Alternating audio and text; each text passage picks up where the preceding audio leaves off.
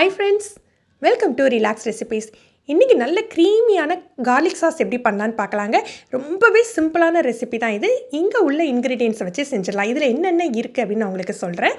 இன்றைக்கி நம்ம முட்டை எதுவுமே யூஸ் பண்ண போகிறது இல்லைங்க. பாலை வச்சு நம்ம செய்ய போகிறோம். ஒரு 100 ml பால் எடுத்து வச்சுருக்கேன்.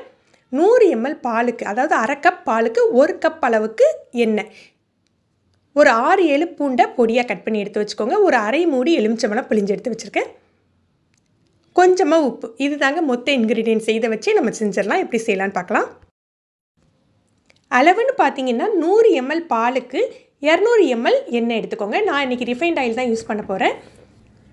முதல்ல பூண்டு, பால், லெமன் ஜூஸ், உப்பு இதை நானே சேர்த்து மிக்சியில் 1 நிமிஷம் நல்லா அடிச்சுக்கணுங்க.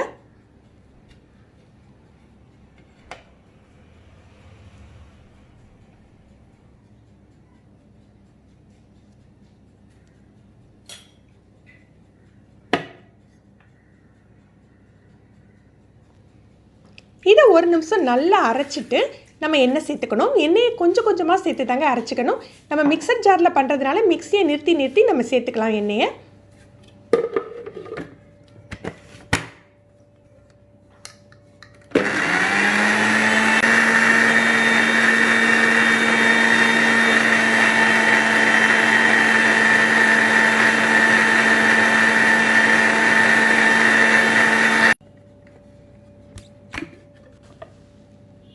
ஒரு 1.5 நிமிஷம் அரைச்சிருக்கேன். பாருங்கள் எந்த அளவுக்கு செட் ஆகிருக்கு அப்படின்ட்டு. நல்ல க்ரீமியாக செட் ஆகிருக்குங்க. எடுத்து பார்த்தாலே உங்களுக்கு தெரியும். இதுதான் கரெக்டான பதம். உங்ககிட்ட கார்லிக் சால்ட் இருந்ததுன்னா நீங்கள் அதை கூட சேர்த்துக்கலாம். நான் இன்றைக்கி சேர்த்த மில்க் பார்த்தீங்கன்னா ஹோல் மில்க், பேக்கெட் மில்க் தான் சேர்த்துருந்தேன். அதனால் காய்ச்சாமல் தான் சேர்த்துக்கிட்டேன்.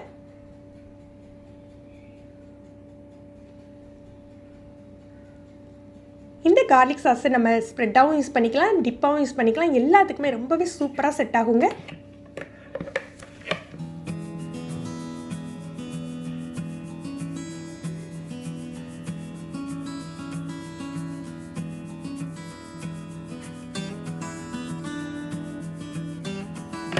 ஃப்ரெண்ட்ஸ், நீங்களும் இந்த ரெசிபி ட்ரை பண்ணி பாருங்கள், கமெண்ட் பண்ணுங்கள். இந்த வீடியோவை லைக் அண்ட் ஷேர் பண்ணுங்கள். நீங்கள் இந்த சேனலுக்கு புதுசுன்னா இந்த சேனலை சப்ஸ்கிரைப் பண்ணிவிட்டு கீழே உள்ள பெல் பட்டனை மறக்காமல் ப்ரெஸ் பண்ணுங்கள். அப்போ தான் நம்ம சேனலோட புது வீடியோக்களோட நோட்டிஃபிகேஷன் உங்களுக்கு இமீடியட்டாக கிடைக்கும். தேங்க்யூ.